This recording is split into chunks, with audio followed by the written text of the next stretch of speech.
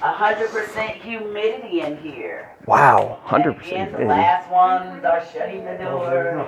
Hurry. And this area is also where that door is only one of the three. We have 3 doors in and out of the cave.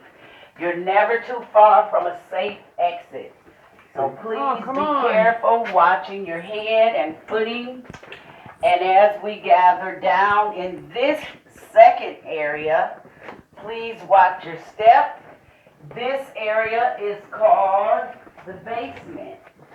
And this is where we're 60 feet below the outside surface. And there is a visitor here. Visitor? He's just chilling out. And now the water is kind of going down here because last week this rock is where I left where the water had rose up, but it's going down. Wow. This is the basement, 60 feet below the surface. And that water is fresh from under the ground. It's the aquifer. Oh. And that connects with the Chipola River that backs into the cave as it fills from rainwater, fresh rainwater. And as you see today, that water is very clear. That means it's not been coming back up, because as it's coming up, it gets cloudy. And the water that is dripping from above, this is not fresh water. This is carbonated. Because all of this is limestone, and that water is literally coming through the limestone, and as it comes through, it's pulling the minerals from all those things that once lived in the ocean and died. So, as the water comes through, the minerals, they bind together or adhere, forming the stalactites.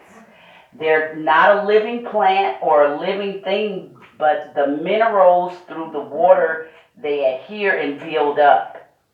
And I always share with kids a good way maybe to understand it a little bit better is if you don't brush your teeth for several days and that gunk builds up on your gums and teeth, that is, and you tell your mom you brushed your teeth, but you know you really didn't. That is how or similar the stalactites build up. They need the minerals to adhere. So the lesson is not to touch the stalactites because our oils can stop them from being able to build up because the water will run straight down. And brush your teeth because who wants a mouthful of stalactites? And again, that is a little visitor today, our little toad, just chilling. Hey, little froggy down there. Yeah. All right, now carefully as we continue, and this is also why we don't allow the strollers or book bags or bikes, because there are low areas. And if you have a book bag, just put it in front of you or a baby carrying so no one gets hurt while you're bending over. And there is a puddle of water. Please be careful and don't go to the right. Ooh, I'm going swimming. And some days we actually see crawfish in this water, and the water gets so high, all up here is flooded. And some days this whole room is flooded because of that water. And I've even seen this room covered in water where we can't enter it at all.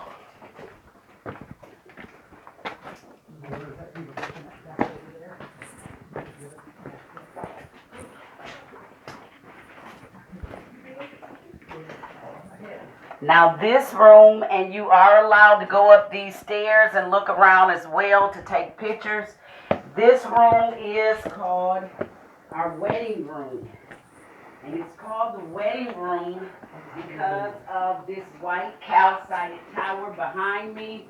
It's said to resemble a wedding cake. And we actually perform weddings in this room. Where I'm standing is where a minister or officiant would stand, and the bride and her caveman about right here. And we do 2 to 3 weddings a year.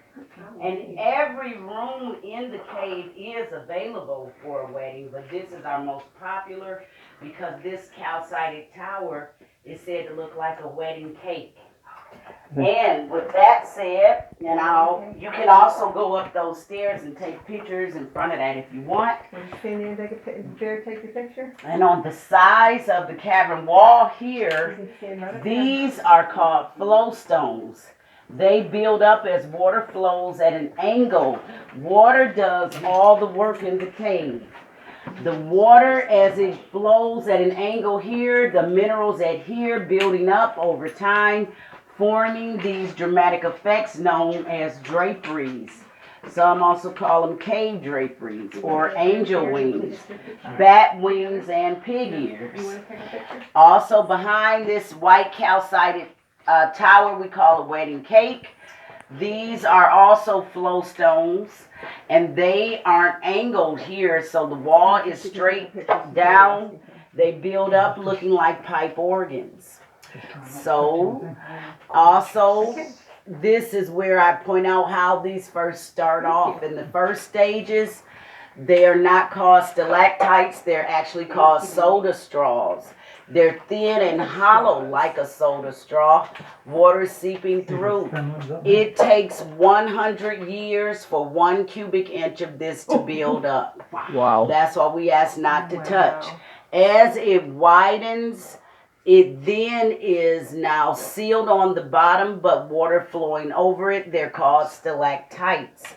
Water landing over the stalactites and on the base or ground. All of these going toward the ceiling are called stalagmites. Yeah, that has some quartz in it. And a good way to remember for our student, stalactite, it's tight to the ceiling. Stalagmite, you might trip on it. It's on the ground with the G. And they will eventually keep building up, and when they meet, like once these ever meet, they'll become a column or tower. The wedding cake is a column or a tower. Okay? And we can continue, and please be careful. There it is. A handrail here is kind of wobbly, but it is sturdy. And we're going to the right, and there is a puddle of water here. And throughout the floor, please watch your steps.